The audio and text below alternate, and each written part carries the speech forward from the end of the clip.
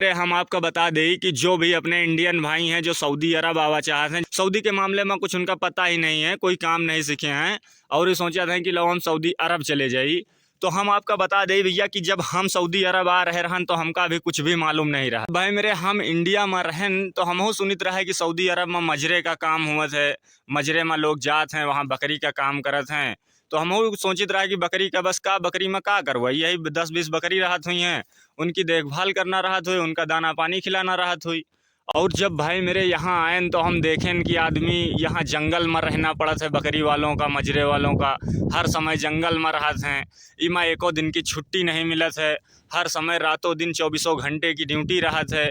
यूँ सब तो यहाँ आने के बाद पता चला, जब हम यहाँ आए देखें यूँ मंजर कि कौन तरीके से यहाँ आदमी जंगल में रहत है, तो हमार हालत ख़राब हुई। हर समय बकरी चरावे वाला आदमी धूप में रहत है, रेगिस्तान में रहत है या पहाड़ी बंजर में रहत है। एको दिन की कपिल छुट्टी नहीं दे सकत है, अपने मन से छुट्टी मार नहीं सकत हो, ना मार्केट जाने का मौका मिले, सिर्फ और सिर्फ यही जंगल में बकरी के साथ में यही पहाड़ी बंजर में घूमते रहो। सुबह 8 बजे निकलो, शाम का जो है जाए के 6 बजे बंद। अच्छी बात है कि वो पहाड़ी एरिया है, रेगिस्तान एरिया होते तो हो सकत है रहा है कि भागे का पड़ जीते।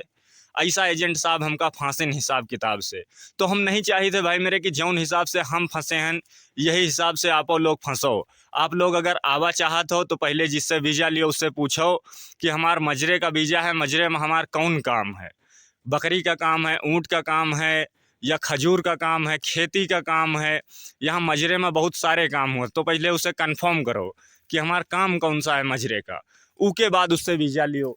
और हम आपका बता दें भाई मेरे कि अगर आप कुछ नहीं सीखे हो, सऊदी अरब आ रहे हो, तब यहाँ आपका बहुत ज़्यादा तकलीफ हुई, क्योंकि यहाँ जो लोग बिना कुछ सीखे आवत हैं अक्सर उनका जो है मजरे में ही छोड़ दिए थे, और या फिर घर खाते में लगा ली, और घर खाते में लगाई तो वहाँ भी तुम्हारे अंगूरी करी। तो इसके लिए अगर आप कुछ नहीं सीखे हो तो आप दुबई जाओ, और पहली बार आ रहे हो, कुछ नहीं सीखे हो, दुबई जी हो, वहाँ आपका सैलरी सऊदी के और दुबई के लमसम बराबर ही सैलरी रहा था। ऐसा नहीं है कम ज़्यादा, बस 1000-2000 इधर उधर हुआ था। और दुबई में का है कि दुबई में हिंदी भाषा चल जाते है, हिंदी इंग्लिश, तो आपका भाषा से भी आराम रही, उससे भी आप परेशान न हुई हो। लेकिन अगर सऊदी आ जी हो तो यहाँ आल टोटल अरबी चलत है।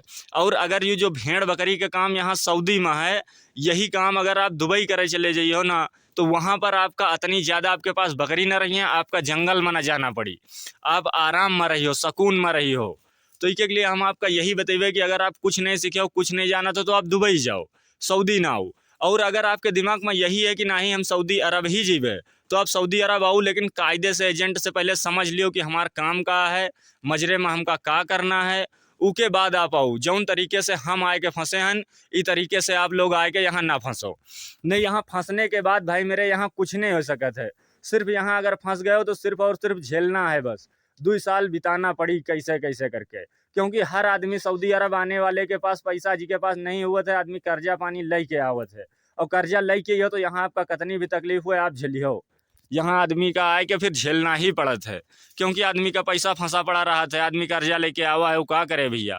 तो आप लोग इस तरीके से भाई मेरे कभी ना फंसो, पहले समझो एजेंट से कि हमारा कौन चीज़ का वीज़ा है, हमका क्या करना है, हमारा कैसा काम है, हमारा सैलरी कितनी है, खाना हमका अपने पैसा से खाना है कि कपिल खाना दे।